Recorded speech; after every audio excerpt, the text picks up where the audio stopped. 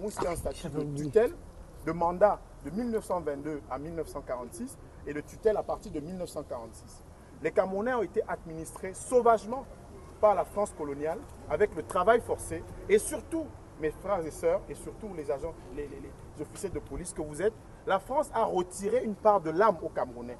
Le royaume Bamoun est privé aujourd'hui de l'un de ses principaux objets. C'est-à-dire que le trône du 11e roi des Bamoun se retrouve séquestré au musée du Quai Branly depuis 1935 dans les collections de la France. Parce que vous savez que le Code du patrimoine en France dit que les objets d'art sont imprescriptibles, inaliénables et incessibles. C'est le droit de la force et non la force du droit. Pourquoi? Parce que le trône du 11e roi des Bamoun, c'est un trône en l'honneur de sa mère et de sa grand-mère. Ça s'appelle Mandou Yenou. Et quand un Africain comme moi, Zoulou, se rend compte qu'un de ses ancêtres africains a son trône qui se retrouve au musée du Quai Branly, qui s'appelle le Mandou Yenou, il se demande ce que ça fait là-bas.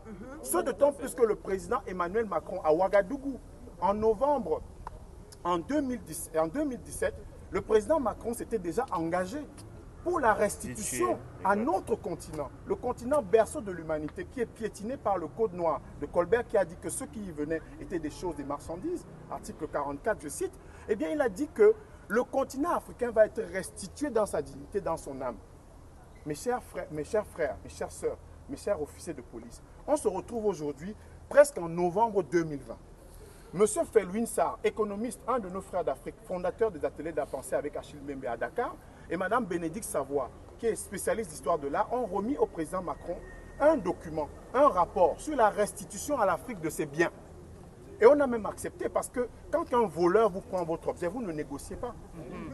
Quand un voleur vous prend votre objet, parce que les militaires français, on l'a dit, c'est explicite, noir sur blanc, ça résulte de vols, de pillages et de séquestration. Les militaires français qui ont déporté le roi des Bamoun Njoya en 1924 et qui l'ont amené dans une autre ville comme Béhanzin a été amené, parce que Béhanzin, on a pris le trône de Béhanzin, on l'a ramené en France.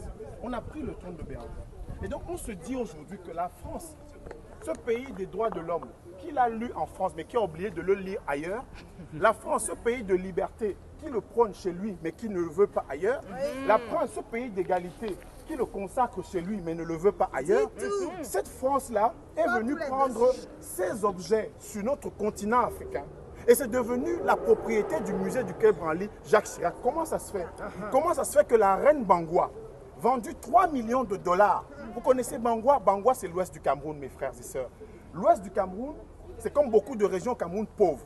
Et on retrouve la reine Bangwa au Quai Branly aujourd'hui, 3 millions de dollars. Ça fait 3 millions d'euros, 2 milliards de francs CFA. Vous imaginez que ça peut transformer Bangwa correctement? Parce qu'avec 3 millions d'euros, même dans une commune française, on change la vie des gens. Donc la reine Bangwa aujourd'hui est exposée au musée du Quai Branly. On va payer 15 € chacun pour aller visiter la reine Bangwa. Quelque chose qui nous appartient. Les Bangwa sont en train de croupir dans la misère là-bas. Ils ont été dépossédés de leur âme, de leur dignité et maintenant de leurs biens. Et ça se retrouve en France.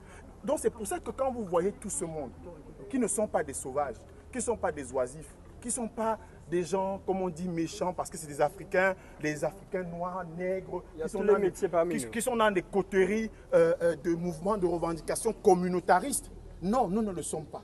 Nous sommes simplement venus dire qu'un dimanche matin, un homme, un enfant de l'Afrique, qui vient dire au président du musée du Quai Branly, c'était Stéphane Martin avant, maintenant c'est un néo-calédonien français qui est devenu président, vraiment pour colorer un peu l'image du Quai Branly, eh bien, on est en train de dire que ce matin, moi, Zoulou peut entrer en prison.